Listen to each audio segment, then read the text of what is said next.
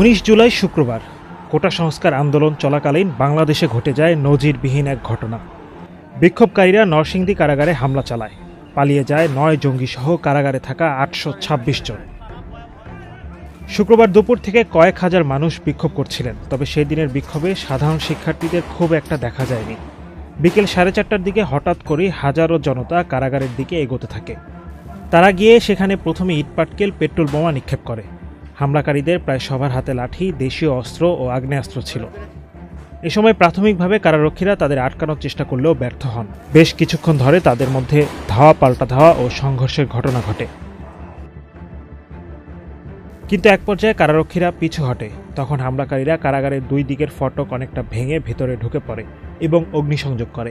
এ সময় হামলায় 4 কারারক্ষী গুরুতর আহত হয়। পরে কারারক্ষীরা নিরুপায় হয়ে জেলখানার ভেতর ঢুকে নিজেদের রক্ষা করেন।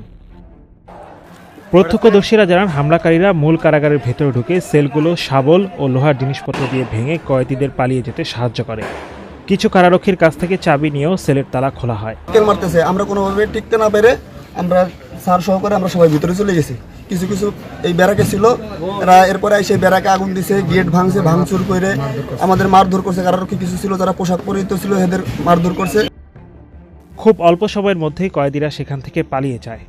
এর মধ্যে নিষিদ্ধ ঘোষিত জঙ্গি সংগঠন জেএমবি ও আনসারুল্লাহ বাংলা টিমের 9 সদস্য ছিল, যাদের মধ্যে 2 জন নারী।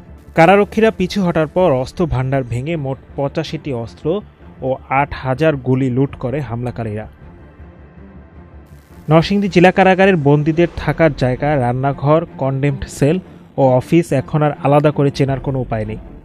সবখানে পোড়া চিহ্ন, লণ্ডভণ্ড অবস্থা, দেখে মনে হয় যুদ্ধক্ষেত্রের কোনো ধ্বংসস্তূপ। এরই মধ্যে গতকাল বেলা 11টার দিকে তদন্ত কমিটির প্রধান, সুরক্ষা সেবা বিভাগের যুগ্ম সচিব ডক্টর ফারুক আহমেদের নেতৃত্বে তদন্ত কমিটির সদস্যরা কারাগারটি পরিদর্শন করেন।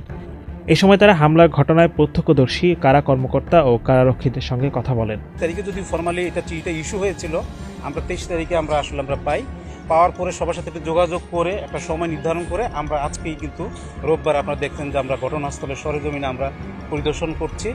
আমরা এরপরে আপনাদের যারা আছেন, যে আপনাদের যারা ওই দিন ঘটনার সময় আপনারা যারা ছিলেন, আপনারা যদি আপনাদেরও আমরা মতামত আমরা বা আপনাদের বক্তব্যগুলো আমরা দিতে পারি। আপনাদের অনেক সময় ফুটেজও আছে, যেটা এটা আমাদের তদন্ত কাজে সহযোগিতা হবে। এবং ওই ঘটনার সাথে যারা প্রত্যক্ষদর্শী ছিল তাদেরও আমরা একটু বক্তব্য নিয়ে আমরা আসলে এই মুহূর্তে আমাদের যদিও 10 দিনের সময় দেওয়া হয়েছে, আমরা চেষ্টা করব এর মধ্যে যদি এই কাজটি শেষ করার জন্য। যদি বাই চান্স কোনো কারণে যদি সেটা না হয়, সেটা তো নিশ্চয়ই আপনারাও জানবেন, তাহলে হয়তো আমরা একটু সময় হয়তো এক্সটেন্ড জন্য চাবো, কিন্তু সেটা পরবর্তীতে আমরা যদি চেষ্টা করবো এই সময়ের মধ্যে যাতে আমরা তদন্তটা শেষ করতে পারি। ছিনিয়ে নেওয়া বন্দীদের 477 জন স্বেচ্ছায় আদালতে আত্মসমর্পণ করেছেন। তার মধ্যে সবশেষ বৃহস্পতিবার 134 জন, এর আগে সোমবার 5, মঙ্গলবার 148 ও বুধবার 190 জন আত্মসমর্পণ করেন। এদিকে কারাগারে অস্ত্রাগার থেকে লুট হওয়া 85টি অস্ত্র ও 8150টি গুলির মধ্যে পুলিশ এ পর্যন্ত 41টি অস্ত্র ও 1091টি গুলি উদ্ধার করেছে। পুলিশ জানিয়েছে, কারা কর্তৃপক্ষের 2টি মামলাসহ জেলার বিভিন্ন স্থানে সহিংসতার ঘটনায় করা 10টি মামলায় এখন পর্যন্ত 151 জনকে গ্রেপ্তার করা হয়েছে। তাদের আদালতের মাধ্যমে নিকটবর্তী বিভিন্ন কারাগারে পাঠানো হয়েছে। Adnan Dilwar, channel I.